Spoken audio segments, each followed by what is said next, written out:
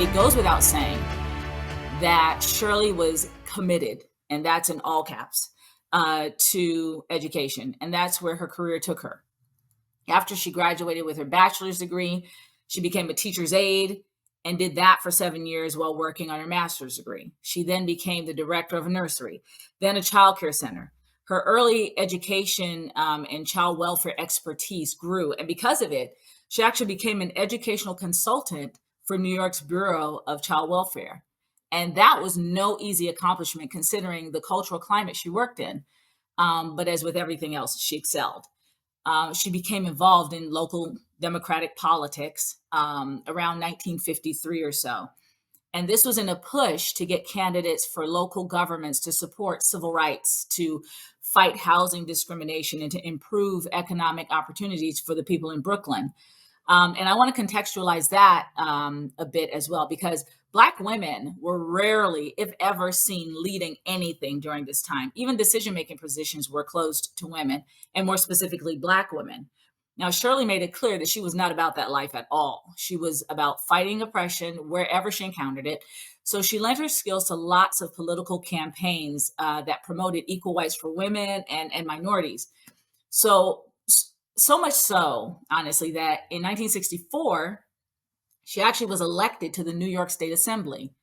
Then 4 years after that, she was elected to Congress, where she led this expansion of food and nutrition programs for the poor, and she rose to party leadership. In fact, she had several successes in the legislature. She got unemployment benefits extended to domestic workers, which was unheard of. She sponsored the introduction of a program called SEEK, which is the Search for Education, Elevation, and Knowledge. She got it introduced to the state, which it provided disadvantaged students with the chance to enter college while receiving intensive remedial education. And at this point, this wasn't something that was ever open to poor minorities anywhere in the nation. So she was very, very progressive, very much ahead of her time. So much so that in 1968, when she became the first Black woman to be elected to the United States Congress, she was actually the only woman in the first year class for that year. So she's surrounded by all of these men. She declared her candidacy in January of 1968. Martin Luther King was assassinated in May of 1968. Just 4 months after she decided she was going to jump into politics. Now, she'd seen Malcolm X assassinated just 3 years earlier, just a stone's throw away from the district she was attempting to represent. During the 60s, there were dozens of civil rights activists that were killed just for standing up for the rights of Black people.